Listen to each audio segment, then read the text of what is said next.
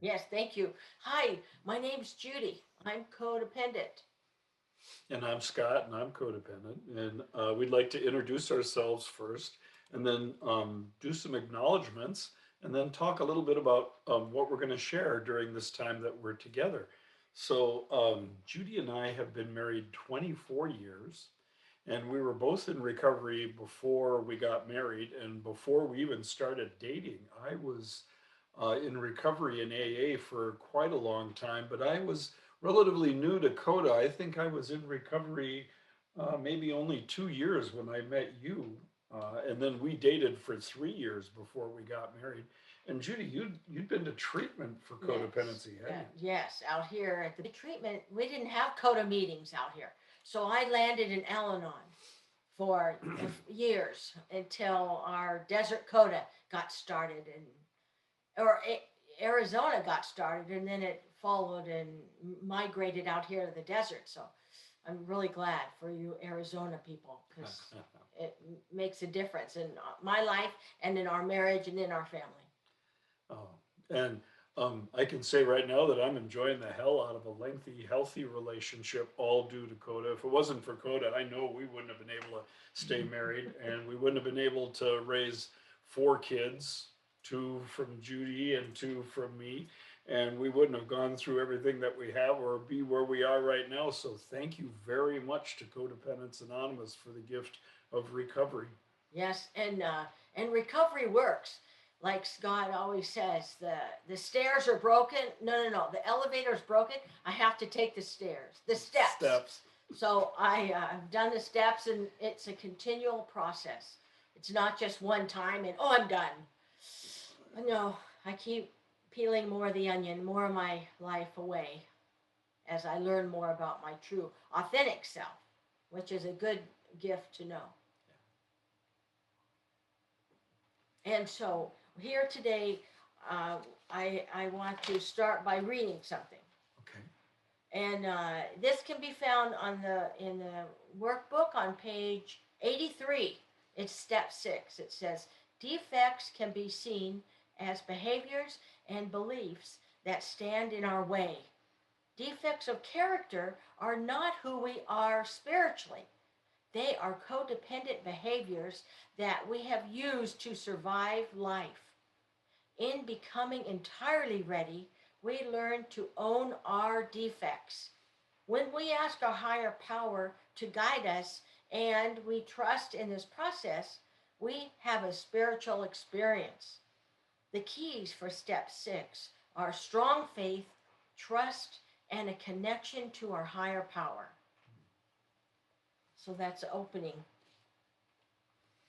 Thanks. Yeah.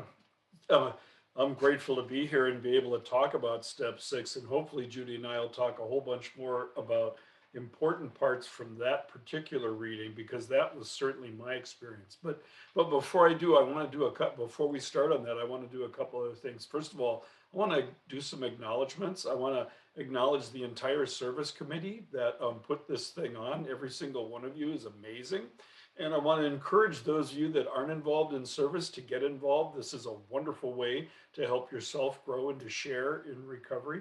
I want to acknowledge certainly every single one of you. It's so good that you're here, especially if you're here for the first time. If this is your first, second, or third CODA meeting, would you just raise your hand and let us know if you're new to the Okay, okay. So for all the newcomers, especially, thank you so much for showing up here. Um, and for those of you that aren't newcomers, thank you so much for showing up here. Um, One of the things that step 6 really shows us is that there is great power in the willingness to heal. If you're doing step 6, you're showing a willingness to heal. And certainly by just showing up here, you're showing that, and there is a lot of power in that. So I want to acknowledge you as an amazing creation of God, and I want to acknowledge your willingness for being here. Let's see, I think what I'd like to do is talk a little bit about what we're going to talk about. So I'm going to jump onto the um, PowerPoint right now, and I'll get the right one here. There we go. So today, what we'd like to talk about is what defects of character we're ready to let go of today. We're going to talk about what character defects we're still holding on to. We'd like to talk a little bit about how faith and God's help has changed things in our lives. And finally, how we might make step 6 a part of our daily recovery program. And embedded in here, Judy and I have made 4 exercises for everybody to participate in if you want to. I'm hoping that you can feel free enough to join us in a chat room with a small group of, say, maybe 4 or 5 other of the participants that are here and participate in the exercises. But in order to do that, you have to feel safe. So, in order that we can feel safe, let's see if I can get everybody to agree on some rules for participating in chats and for interaction. So, the first rule is confidentiality. What you hear here and what you see here, when you leave your chat box, let it stay there. Okay. When you leave the meeting, if someone shares about their personal experience, strength, or hope, please respect their confidentiality. So if you can agree to that, would everybody please hold up their hand in their little box in front of your camera? Can you agree to confidentiality? Huh?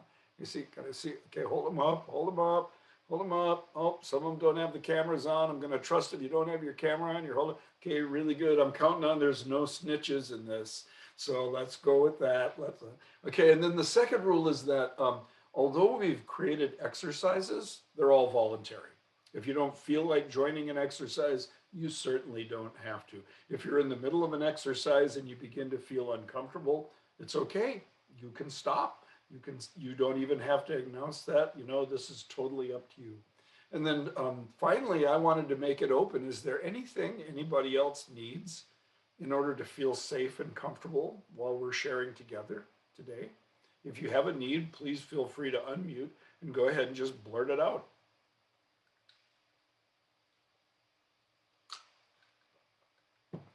No, no blurts? All righty. Well, we'll stay open to that if somebody has a need as we go through this thing. Completely feel free to join us and do that. Okay, come on in. All righty. Let's see. If we have the rules out of the way, I think probably what I want to do is turn this. Oh, you already did read from Yes. the workbook. Okay. I want to turn this over to Judy and let her start sharing. Okay. So it says the first time I encountered step 6, I was ready to let go of. And I can think back years ago where my life was falling apart. I was married to my first husband, who is the father of my children, and I was just so unhappy. I didn't know what was wrong.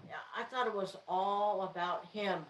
I thought it's his drinking and his drug use, and he didn't do this right, and he didn't do that right, and oh, I was a good woman, and I just was so perfect, and I just did everything perfect. I'm thinking to myself, and on the inside, I'm just falling apart. And the more I wanted to control the situation, the worse it got, to a point where I did an intervention, or I had a person come to the house and we did an intervention and it didn't work. He fled and said, I'm not going into recovery. And I was telling him he's the problem. And, and lo and behold, I realized that the slide went. Lo and behold, I realized I was the problem, not my first husband. It was me. So as I'm pointing my finger, 3 are coming back at me. And I didn't want to accept that. I wanted it to all be about him. And so they kept me extra weeks in recovery, in the codependency, because I was so sick. And I had 2 small children. And they were like age 3 and age 4.5. So after the kids were born, this when my life started to really fall apart, which is all a blessing, okay? Because when I had my first child, I no longer drank and used with my husband because I wanted to like him to like me. I wanted to be part of him. So I realized after having my children, this isn't working. So I was able to, by the grace of God, get into a family program, which was through my brother, because he married an alcoholic and he also is alcoholic. but I went as a family member. For he didn't go, he let me go, and it was there that I realized that I had to let go. I worked the steps the for the first time, and I realized that I had to let go of unhealthy thinking, an unhealthy relationship, and it was so hard, very hard, because I was dependent on something outside myself to make my life significant, and so I had to grieve. I had to grieve my marriage, that this is not working, and through the grace of God and the program, I was able to make the changes slowly that I needed to make, and came to a point where I could move away from him and take the kids over to another part in Palm Desert and go to school.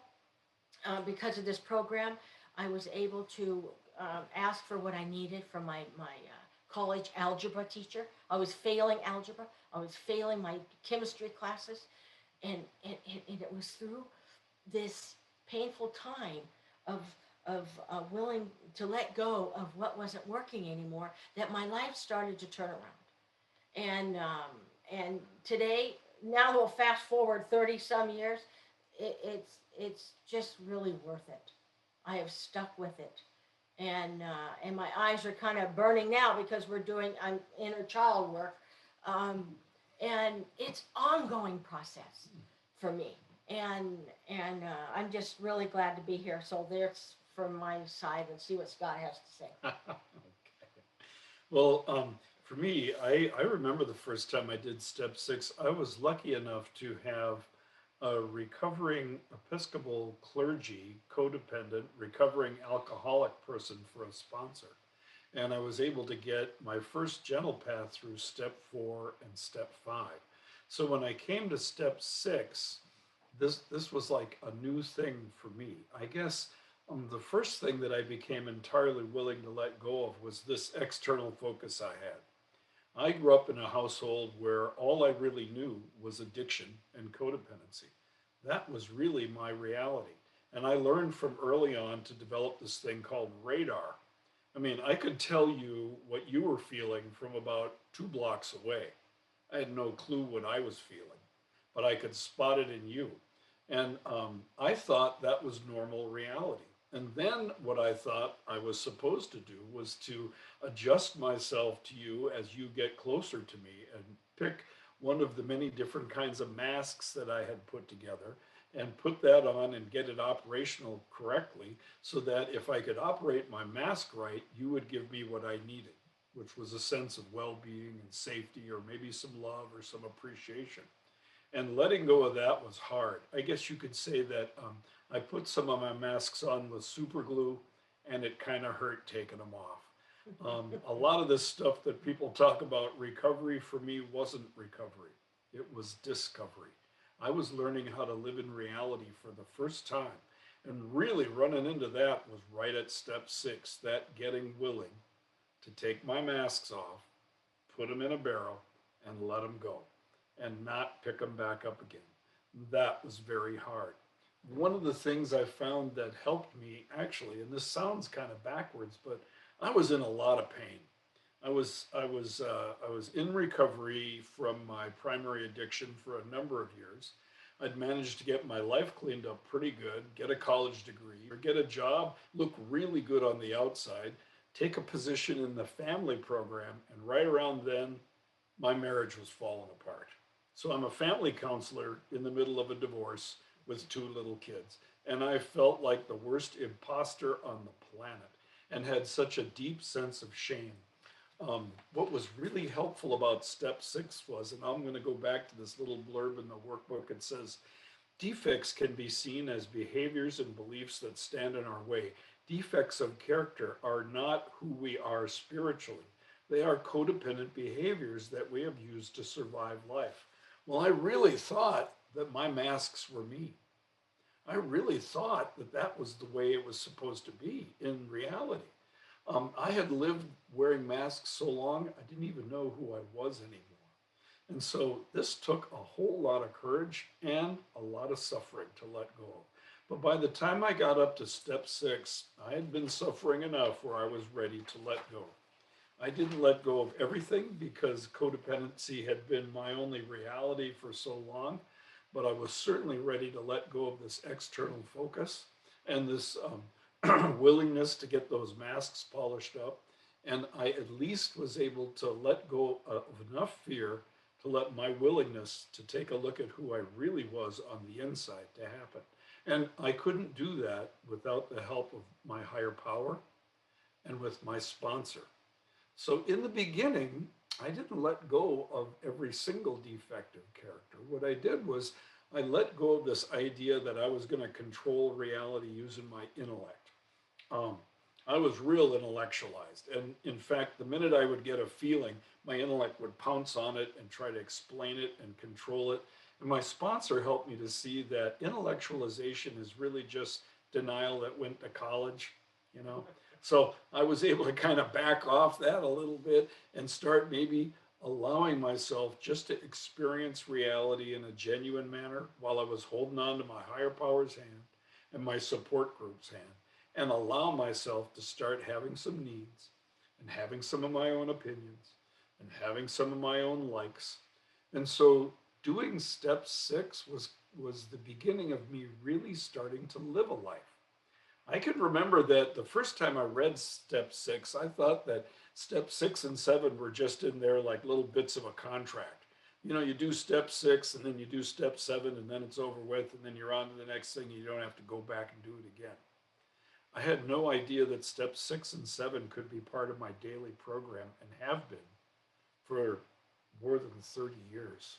So um, I also I also realized that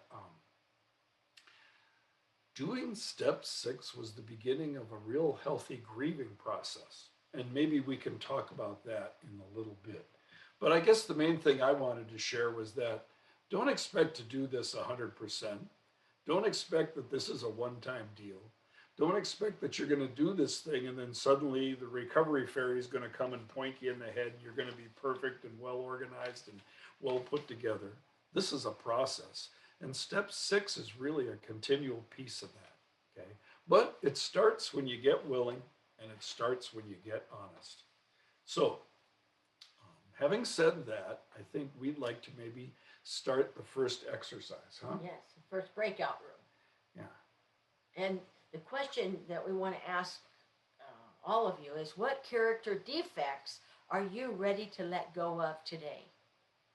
And for me, I am, chronically working on fear because I'm learning that that's what I picked up from my mother. So I am learning how to give back that fear to her and live today free and enjoy what I have today in this moment. And it's not something that happens just one time where I give it away. I will give it away, but it comes back, fear. But I'm learning to walk through the fear.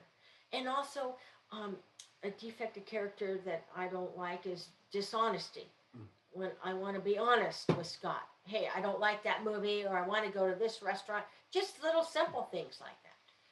And so just, kind of think about what might be going on in your mind and heart and what God's laying on your heart right now, because all it takes is a little willingness, and it's monstrous. Just a little bit of something that you're willing to look at is huge in God's eyes and the higher power's eyes. And it does make a difference, and it has made a difference in my life. Also, if you get stuck, a real good place to look are the patterns of codependency. If you happen to have some of those around, that's what this thing is all about. I continually go back to those control patterns. And kind of like Judy, when I want to be controlling, for me, that's all about fear again. That fear that's driving me to want to be in charge of all kinds of other stuff. So if you're stuck, maybe take a look at the patterns and see. But I want to encourage you, um, join a breakout room. Take a little bit of time to look inside yourself. Ask yourself, is there something that you're entirely ready to let go of today? And maybe share a little bit about that with some of your peers that are here. Let's see, I think probably what we're going to do is put a 10-minute limit on the breakout rooms. So I want to invite you to join us in a 10-minute meeting. And And let's go to breakout rooms. And I hope everybody's back. We're going to get going because we're on a limited amount of time here. Yeah. I'm going to move on to part two. We wanted to talk a little bit about the process of step six. Like I mentioned earlier, when I first encountered this step, I thought it was like a contractual deal, you know. You do it once, then you do step seven, then you do that once, then you work your way through, and then this thing is done.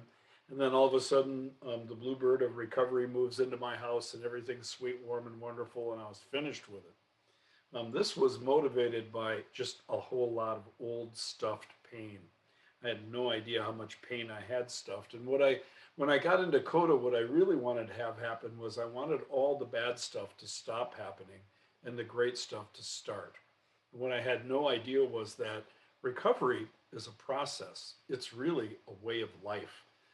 Step six and step seven are a big part of my daily recovery program. And that there are so many layers that are involved in recovery from codependency that it takes time to gain the honesty and the willingness necessary to let go of all of our character defects. So this thing happens slowly and it happens one day at a time. And a little slogan I heard that was helpful early on was this one: how does a mouse eat a whale? One bite at a time. That's how that goes. So I want to dig into our big book real quick and read a little something in here about step six, which is found on page 53. That's one of my favorite pages of the big book because it's the year I was born. And so on page 53, it says here, to complete step six, we question our readiness and willingness. We will continue relying, excuse me, so the question is this: will we continue relying on our codependent behaviors to relate to God, ourselves, and to others, or do we accept the challenge of change in our lives? For me, that was really scary, and it took a lot of time. And the other was that the only, like I had mentioned before too, the only thing I'd really known was my codependent reality. And my codependent reality was one that was just packed full of fantasy. I had started using fantasy when I was a little kid to survive because my day to day reality was pretty tough. I had grown up in a household where day to day abuse and shaming were just the order of the day. And in order to get by, I would check out and let go and fantasize. And from the time I was little, because I had a mentally ill, drug addicted, and very abusive mother, I started making up this fantasy woman that was going to come and take care of me and be kind to me. And I can remember that I would be playing in the backyard with my friends, and we would play little boy games where we were army men or astronauts or pirates, and I would get mortally wounded, and I'd be laying there in the backyard, laying there in the grass after having had a loud wounding period or a death or something like that. And this kind nursing woman would come to me and nurse me back to health. You know, now looking back on it, I could clearly see that that was my fantasy mom, the kind mom that I never really had. When I hit my adolescent years and started to become a sexual person, I morphed that fantasy girl into my fantasy girlfriend, and I made up a fantasy lover. And what I would do is I would meet girls and I would project my fantasy on them. And if I could project my fantasy on them, I would think things like, oh God, I've met my soulmate. She's the one that's really going to do it for me. She's the one that's going to fulfill my soul. Now, for those of you that haven't had this experience, that might sound nuts. But for those of you that can relate to what I'm talking about the role of fantasy and codependency, this is very powerful. And even in my marriage to Judy for the first few years, I would project my fantasy lover onto her. We were real busy. I was a professional. We were raising four kids. The four kids were teenagers at the same time. The house was nuts. It wasn't like home half the time. It was like a session of Congress. Family meetings would be just crazier than the daylights. Plenty of activity in my house. And I remember just being exhausted, and I would tell myself, well, if you just hang in there and stay in recovery and be this really good husband, the kids are eventually going to grow up, and then Judy's going to turn into your fantasy girl, and she's going to want to travel all over the world with you and like worship the ground that you walk on, you know. And every Judy was wonderful to be with and genuine, and great. But then every so often I'd get this idea that she wasn't really my fantasy girl. And I'd want to punish her for that. And that was a serious problem. And it took me a long time in CoDA to face the fact that I really had fantasy issues, and those fantasy issues were rooted in my mom. There was a little guy inside of me that wanted a nice, kind mom, and I wanted that person to be my wife. There's something really wrong with that. It took me a long time to get the courage and the willingness to take a look at that, to peel that back, because the fantasy was so intoxicating. I was just convinced that she was gonna turn into this person, perfect person, and finally fill that hole in me, so I didn't have to look at it, so that I didn't have to go to work on it. Okay, and I'll just say, I'll say two more things and then I'll pass it over to Judy about this. This took time and it took the help of a higher power for me to actually deal with. And without the time that I needed to get in here and to face this and to actually grieve the losses that I had when I was a really little kid, and without the help of my higher power, I don't think I would have ever really pulled through this thing. And so I want to give Judy a chance to share about the process of step 6. But when we go into the next exercise, we also came up with a visualization that we have to offer you. And the visualization has to do a little bit with the necessary part about how time and a higher power and grief contribute to the process of step 6. With that, I'm going to pass it over to Judy. Oh, great. So I have to respond back when Scott said that I'm not his fantasy woman anymore. I have to admit I got a little scared. I'm like, oh great, what am I nothing now? Or am I not important? And so luckily, thank God, I had my own program. I had my God, my higher power that loves me no matter whether he loves me or not. And and I learned all that from this program. I'm learning to go inside and to validate myself, which I didn't get as a child.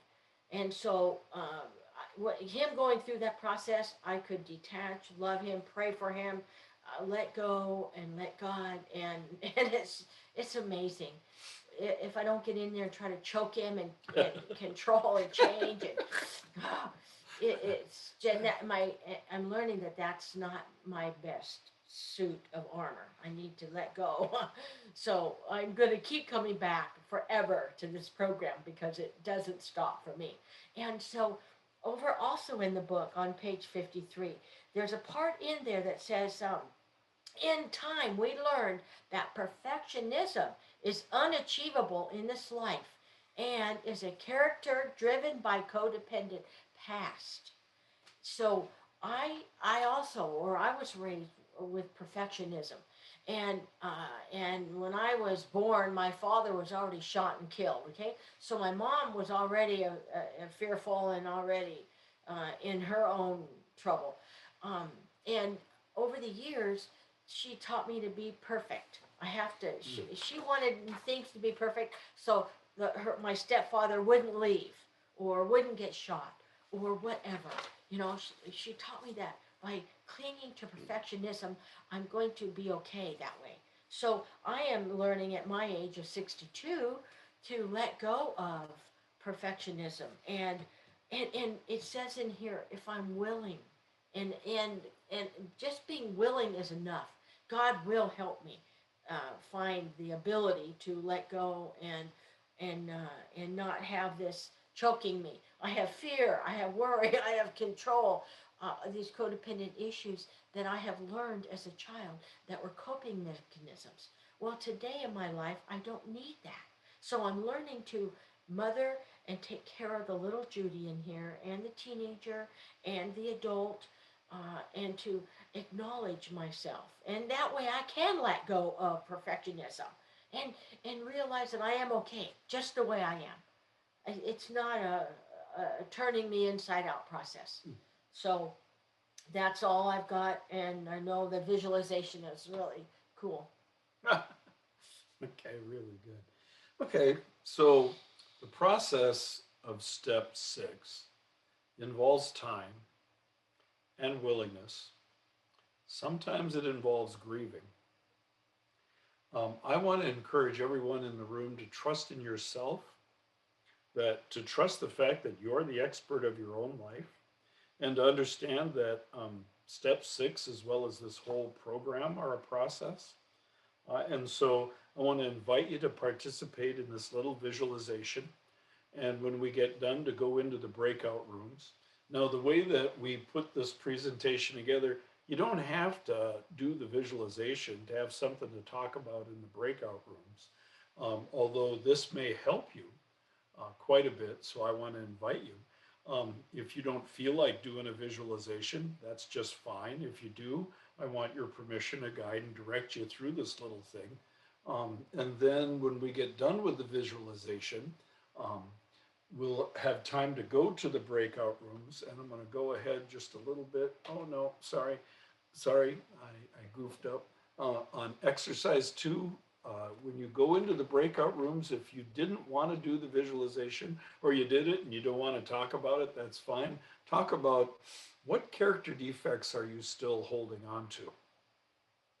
Talk a little bit about what is that about, and hopefully talk a little bit about what are the feelings that go with that. So here is exercise two, a visualization. First of all, please make up your mind whether you want to do this or not. If you don't, that's fine. Just please just try to keep your mute button on so it doesn't disrupt this for other people. If you do want to do the visualization, try to get as comfortable as you can in the chair you're in or wherever you are. If you want to lay down on the floor, that's totally good too. Okay, but get as comfortable as you can and start the visualization by simply closing your eyes and taking a couple of deep breaths. And as you breathe in, just be aware of how your breath and your heartbeat are keeping you alive and how good that is. And as you breathe out, try to let go of any stress or tension that you've got on board. So, a couple of deep breaths.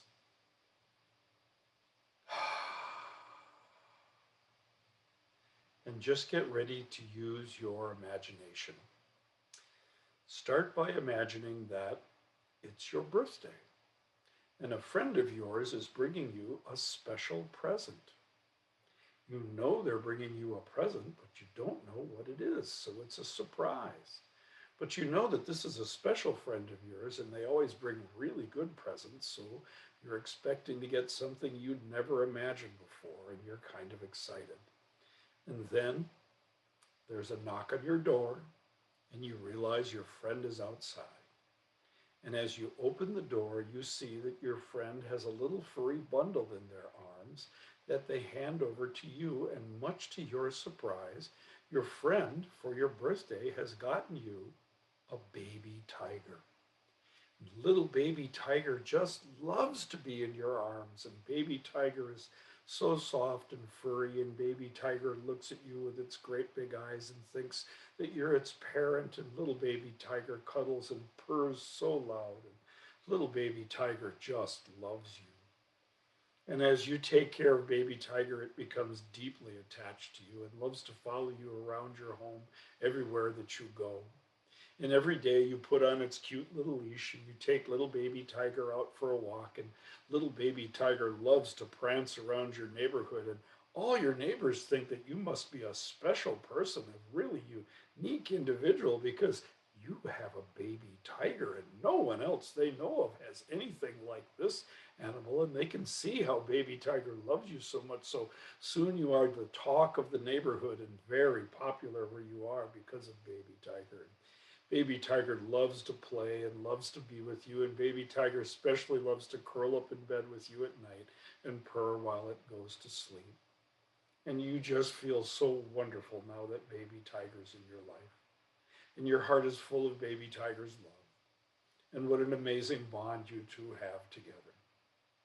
And then time goes by and baby tiger does what baby tigers do. It grows and grows and grows into a teenage tiger. And it's putting on some weight and its pads are getting big. And every so often it makes the biggest mess. And then one day you come home from work and you see that baby tiger has almost destroyed a piece of your furniture with its new big clumsy pads. And you think, oh my God, this is just awful. I really wanted to keep this piece of furniture, but baby tiger is baby tiger. But you know baby tiger loves you and it would never hurt you, but it's just doing what it's doing. And so now you notice that it's growing, and when you take baby tiger for walks, sometimes baby tiger runs to chase after a squirrel or chase after another cat or chase after another dog, and it jerks you all over the place. And people in your neighborhood think that you're kind of funny because it was cute when baby tiger was little, but now that baby tiger's growing, you still hang on to it, and this thing's obviously making problems for you, but you love baby tiger, and so you keep baby tiger in your house. And the days go by, and baby tiger eats, and baby tiger grows, and now baby tiger's taking up half the bed. And now baby tiger sometimes destroys the couch. And now, when you take baby tiger for a walk, baby tiger jerks you all over the place because it's not a baby anymore. It's a teenage tiger and it's putting on weight and getting completely out of control. And so, when you go into the park, tiger jerks you all over the place and you have to strain to hold on to try to control this tiger and finally get this thing home until finally it grows up into a full grown tiger.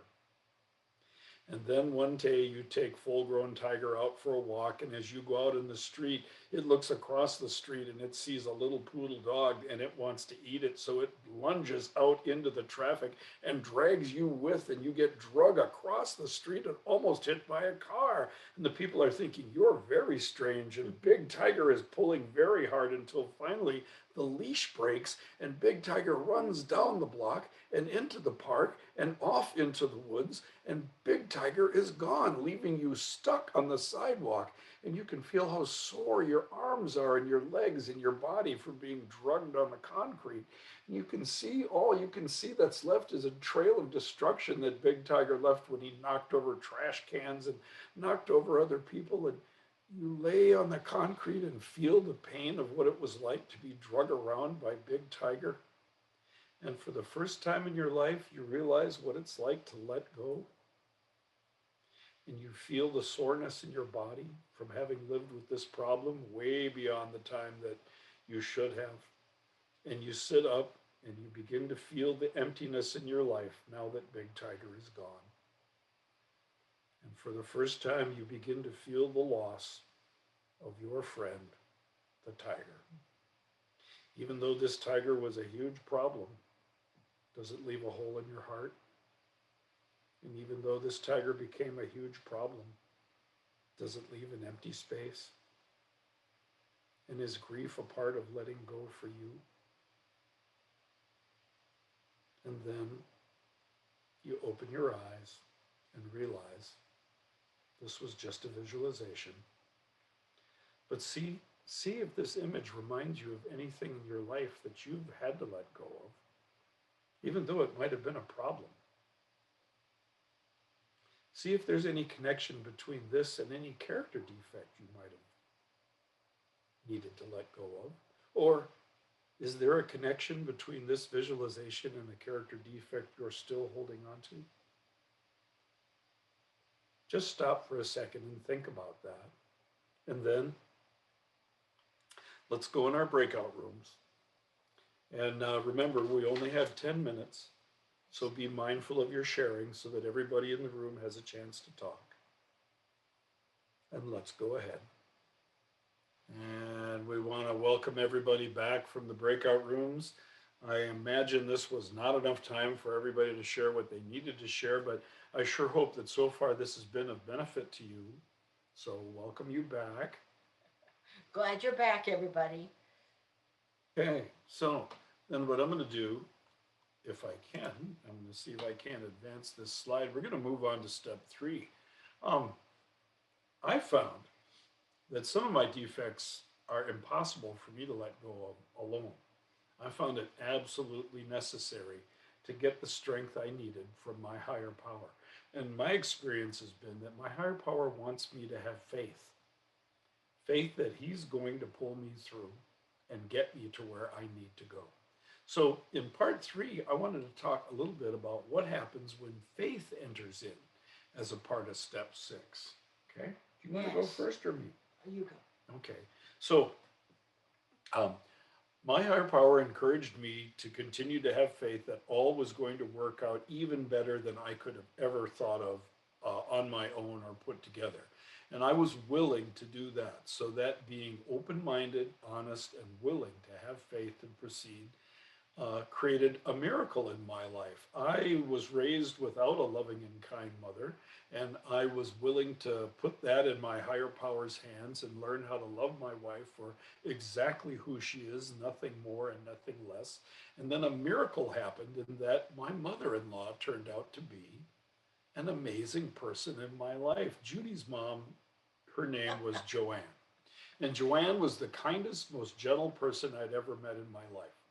Like Joanne would come out to visit us every so often, and the first thing she'd do is she'd get out of her car and she'd walk into the house and pick up a laundry basket and go, "Oh, I just love doing laundry." And we had 4 teenagers, and I don't know if you can realize how much laundry 4 teenagers make, but with chronic wardrobe changes happening about every hour, I mean, it was crazy. And Joanne would come out and in her wonderful, cheerful way would just lighten the burden, always be understanding, help in the kitchen, help with the kids, volunteer to watch the kids so Judy and I could maybe get away for a little while and have a hot meal and adult conversation.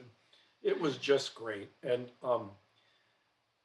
by putting this in my higher power's hands, I got introduced to my mother in law, who turned out to be the kind, loving mom that I never had.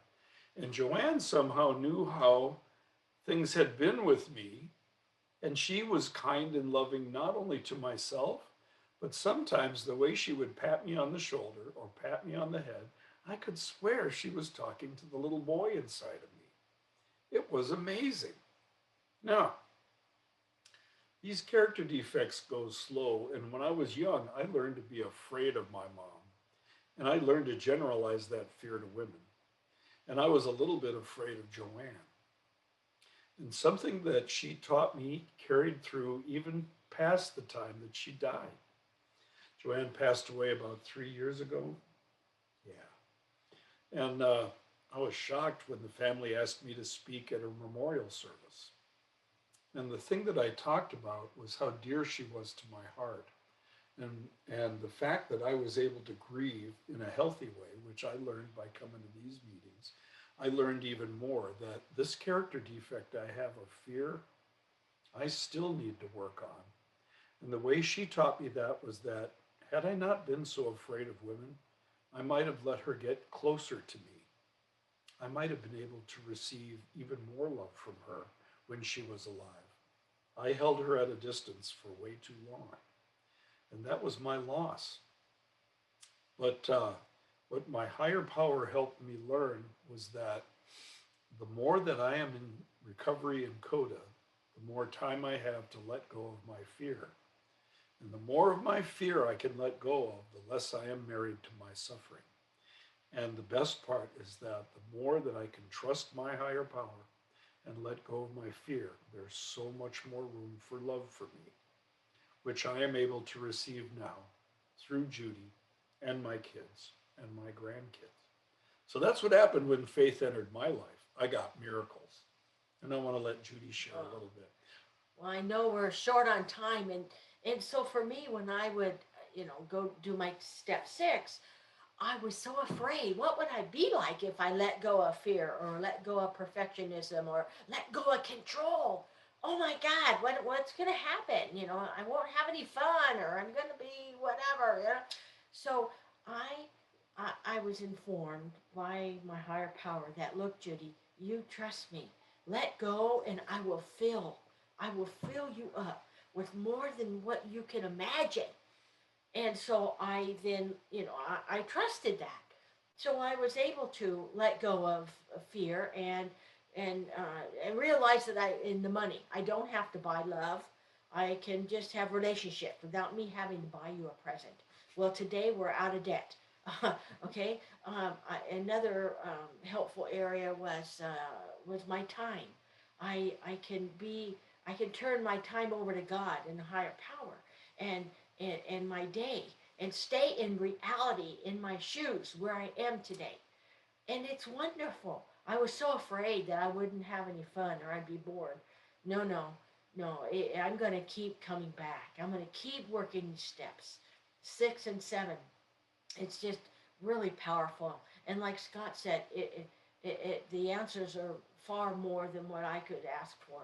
So I encourage all of you and myself to keep having faith. Hmm. So now we have another exercise. Do we have time for that? Yep, if I can get the slide to advance. There we go. Okay, we got one last exercise and then this is over. So here's the exercise. I want you to think of your experience in recovery so far and see if you can come up with a brief little story from your present or from your past about what happens when you really let go and let God. What happens when you make a little bit of room in your life for your higher power to operate, and then what comes out? So if you can think of a story from your recovery about what happened when you actually let go and let God, when you let maybe just a small character defect go, or let a small problem go, or a big one, what happened when you allowed yourself to let God operate in your life? Let's see if we can do a little sharing of that. The point of all this, my hope, is to share faith and strength and hope. So stop for a second and ask yourself, do you have a little story about what your higher power has done in your life? What happened when you actually surrendered a character defect and were willing? What happened? And remember that we're only going to have, this time I think we're only going to have about maybe 6 minutes to share because we're going to have to wrap up at 3, right? So let's go to our breakout rooms quick and see if you can share a little story about what happens when you truly let go and let God. Go ahead. Okay, Okay, thank great. you so much and welcome back. I wish that we had time for sharing because this is like one of my favorite parts, hearing people's miracles that happen when they let God operate in their lives. But we're down to like less than 4 minutes and then we have to close. So I'm going to move on to part 4. The last part about step 6 is that codependency is chronic. It goes on forever. I'm going to quit being codependent the day my heart stops and not 1 minute before. So, what I find is that step 6 and step 7 have become a very meaningful part of my 24-hour a day recovery program.